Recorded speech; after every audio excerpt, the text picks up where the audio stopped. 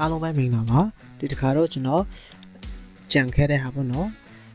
presentation လုပ်တဲ့ခါကျွန်တော် video တွေထည့်တယ်ပေါ့နော်ဒီ PowerPoint slide ထဲမှာ video တွေထည့်တယ်ဆိုရင်ကျွန်တော်တို့ video ပါလာဖို့မမေ့ပါနဲ့လို့ပြောလို့ရှိရပေါ့နော်ပြီးတော့နောက်တစ်ခုကတော့ video editing style ပေါ့နော်အကောင့်လေးကိုကျွန်တော်ပြောဖို့နည်းနည်းကြံခဲ့တယ် video လေးကိုနှိပ်လိုက်ပါပြီးရင်format ထဲကနေအမှ video style လေးတွေရှိပါတယ်ကိုကြိုက်တဲ့ style ကိုထားပေးလို့ရတယ်ပေါ့နော်အမှဘူလှမယ်ထင်တဲ့ဟာလေးကိုထားပေးလိုက်ပေါ့နော်ဒီကောင်လေးကိုထားလိုက်မယ်ပြီးတော့နောက်တစ်ခါဒီမှာ video shape အနေနဲ့လည်းထားလို့ရတယ်ပေါ့နော်ဒါဆိုရင်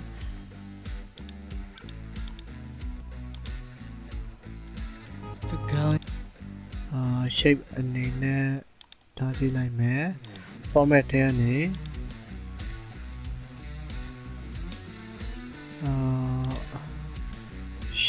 shape ပေါ့နော် shape လေးကိုရေးပြီးတော့ကျွန်တော်လုပ်ကြည့်မယ်ဒါဆိုတော့အဆင်ပြေမပြေဘူးဗျဒီကောင်လေးဆက်စင်ပြီးတခြား shape ကိုကျွန်တော်ရွေးကြည့်လိုက်မယ်ဒါဆိုရင်အဲ့လိုလေးပေါ်တယ်ပေါ့နော်ကိုကြိုက်တဲ့ shape ကိုရွေးလို့ရတယ်ဒါဆိုရင်ဒီလိုလေးပုံစံထပ်ပြီးတော့ရွေးလို့ရတယ်အမှ effect နေရာမှာ 3D rotation နေရာမှာကြိုက်တယ်လို့ပြခိုင်းလို့ရတယ်ပေါ့နော်အဲ့လိုလေးတွေကိုကြိုက်တယ်လို့ချိန်လို့ရပါတယ်ဒါ video style ပေါ့နော်အများကြီးတော့မပြောပြတော့ပါဘူးဆိုတော့ဒီ format ထဲမှာတော့ဒီအရင်တိုင်းပဲပေါ့နော်အရင်တိုင်းပဲတိတ်ပြီးတော့ပြောင်းလဲတာမရှိဘူးဒါတွေဆိုရင်လည်းတိတ်ပြီးသားတွေဆိုတော့မပြောပြတော့ပါဘူးဒီမှာဆိုရင်ပြောချင်တာမရှိတော့ဘူးနော်ခုနကတော့သူပြောတဲ့ဒီ course တခုထဲမှာpresentation tip bring the video file with you တဲ့ဘာဖြစ်လို့လဲဆိုတော့ကျွန်တော်တို့ video file ကိုမယူသွားရင်ဒီ seminar ခန်းတစ်ခုမှာကျွန်တော်တို့ USB stick နဲ့ဒီ presentation file PowerPoint file တခုတည်းကိုယူသွားမယ်ဆိုရင်ဘာဖြစ်နိုင်လဲကျွန်တော် video တွေတခြား photo တွေ link လုပ်ထားတဲ့ဟာဒီ hyperlink ပေါ့နော် hyperlink ကျွန်တော်မတင်သေးပါဘူးဒီ insert ထဲနေ hyperlink တွေရှိပါတယ်အဲ့ဒီ hyperlink တွေနဲ့ချိတ်ဆက်ထားတဲ့ဟာရှိရင်တော့သူကဒီ PowerPoint file တခုလက်တည်းကိုကျွန်တော်တို့ယူသွားတယ်ဆိုရင်အဆင်ပြေမှာမဟုတ်ပါဘူးပေါ်မှာမဟုတ်ဘူးเนาะအဲ့အတွက်ကြောင့်ကျွန်တော်တို့ဘယ်လိုလုပ်မလဲဆိုရင်export လုပ်ဒီ CD ကွေတခုအနေနဲ့ export လုပ်လို့ရတယ်ပေါ့เนาะ export ကိုနှိပ်လိုက်ပါဒီမှာ package presentation for CD ဆိုတဲ့ဟာလေးကိုနှိပ်ပြီးတော့ကျွန်တော်တို့ PowerPoint ထဲကပါတဲ့ဒီ video တွေတပ်ပုံတွေအကုန်လုံးသူက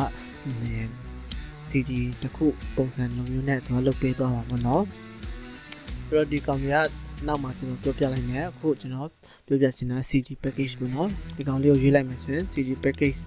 package for CD ရွေးလိုက်ပါပြီးရင်ကျွန်တော်တို့ CD မှာဘန်းလုပ်မှာလားကိုဒီ CD ကိုမှာ copy လုပ်မှာလားပေါ့နော်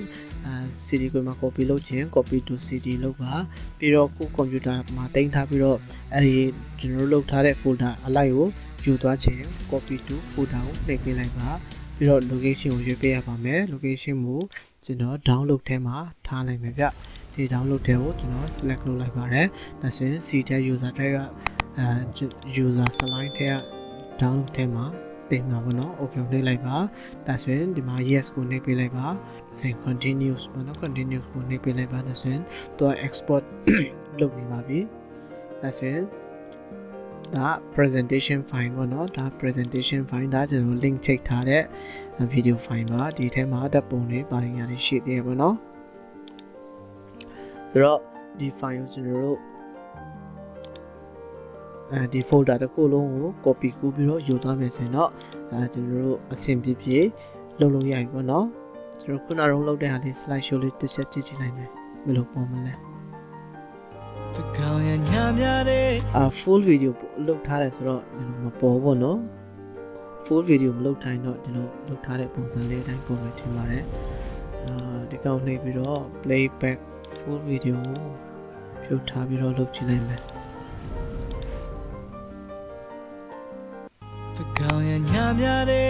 အဲ့လိုလေးပေါ်တော့ကျွန်တော်ဖုန်းထဲမှာဗီဒီယိုပြနေတယ်လို့မျိုးပုံစံမျိုး